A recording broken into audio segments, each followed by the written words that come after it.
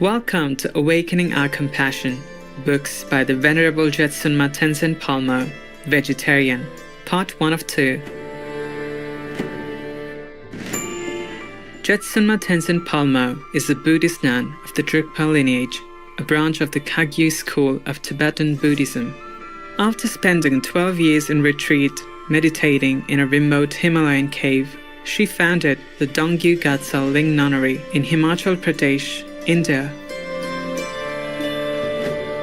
Her spiritual research has been published in several books, and she is one of a select number of Western women who have been fully ordained and trained in the East.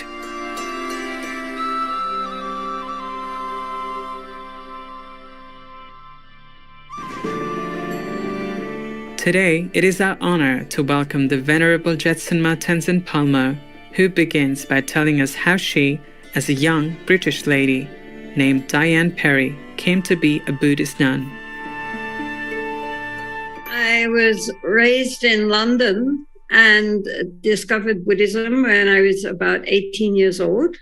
And that was in the early 60s. When I read it about Buddhism for the first time, I recognized that this was, for me at least, a really true and genuine path that I had been looking for all my life. So therefore, I needed to really learn more about it and dedicate my life to the understanding and practice.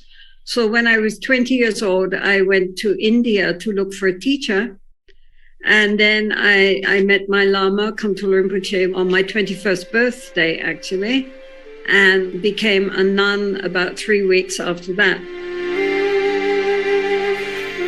Diane Perry thus received the name Drukpa Tenzin Palmo and became one of the first Tibetan Buddhist nuns from the West.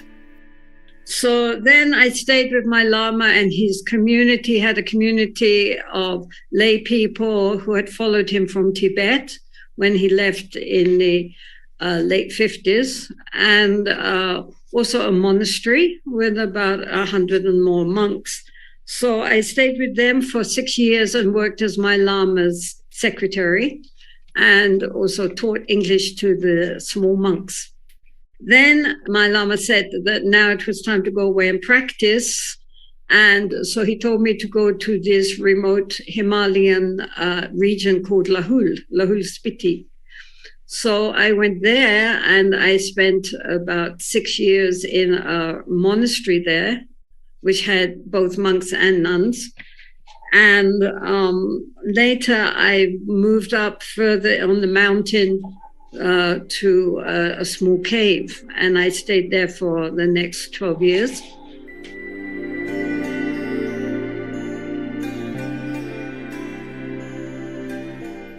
Lahul is a very high area. It's about 13,000 feet. So much of the year it is under snow, and it snows normally from about November to May. And so during that time, when I was living in the cave, one was completely cut off from everybody. People could not come. I could not go out. So it was very ideal for doing a meditation practice because one was undisturbed. When there was a blizzard for about 1 week, and so therefore the whole cave got covered in snow, way up. So everything inside was black. I really thought that because it was a small cave, the oxygen was very limited, and I would probably at some point asphyxiate. I thought, well, this is where I'm going to die. When you think you're going to die, you really focus your life on what's important. And at that time, I realized the only real refuge was the Lama, the teacher. So I prayed very hard to my Lama to take care of me, not only at the time of death, but in the intermediate state in the bardo. And I had lots and lots of devotion. I was very good. And what I got in reply was my Lama's voice inside me saying, rather exasperated, dig out. Fortunately, my door opened inward. I got a saucepan lid and started to dig out. So you had to dig diagonally up And so it took hours, but eventually I got up and then I looked out and then it was still snowing out there. So then I crawled back into the tunnel again and waited another 2 or 3 days and then dug out again. But I realized at that point that, in fact, I was not going to suffocate in the cave, that there would be air.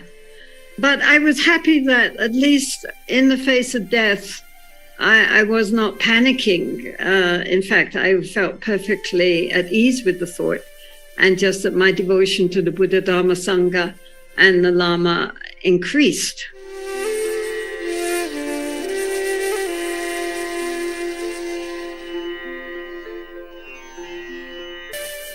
Jetsunma Tenzin Palmo now tells us how she came to found the Dongyu Gyatso Ling Nunnery in Himachal Pradesh, India. In the 1990s, the head lamas of my tradition, the Drukpa Kagyu, they had a big meeting. They said to me, look, we don't have anything for the women, so will you please start a nunnery? And my lama, the previous Kamtu Rinpoche, had also said, I want you to start a nunnery. At that time, I hadn't done anything about it, but this time I thought, this is true, we have nothing for the women. But I didn't really know how to get going.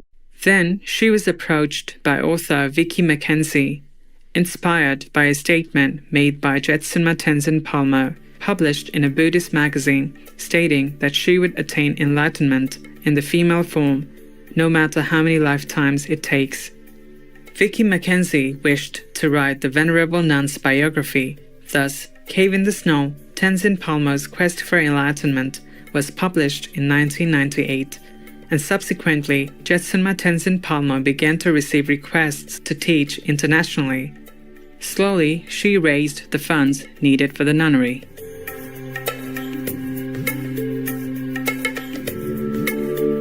I started traveling around the world, both in Asia and in the West, giving Dharma talks. Unlike traditionally, when most of the audience for Dharma talks would be monks, nowadays, most of the audience are lay people and mostly women.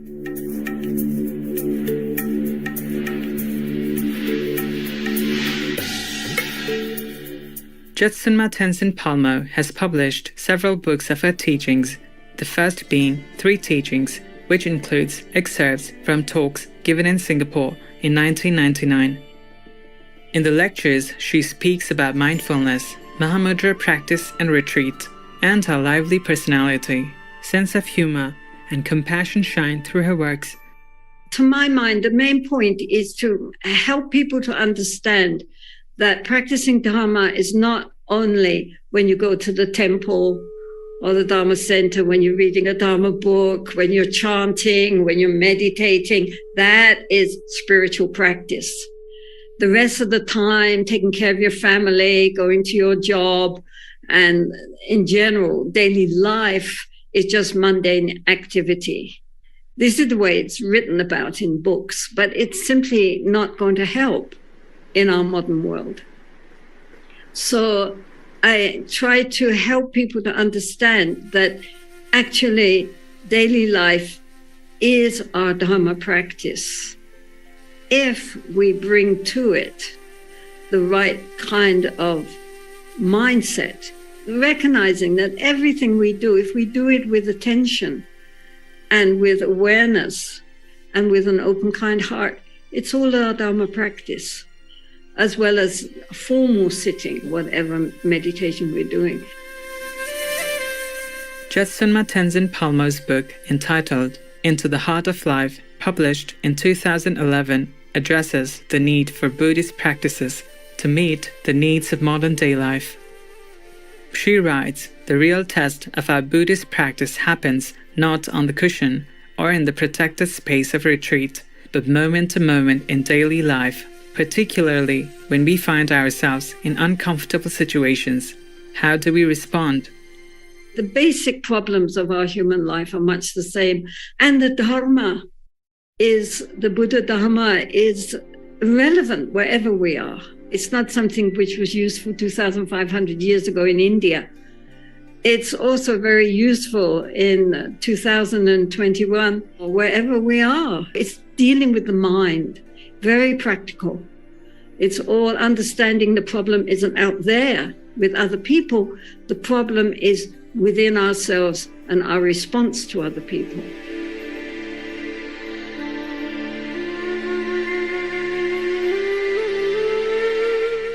We are grateful to have the Venerable Jetsunma Tenzin Palmo with us and look forward to learning more about her books and his spiritual journey.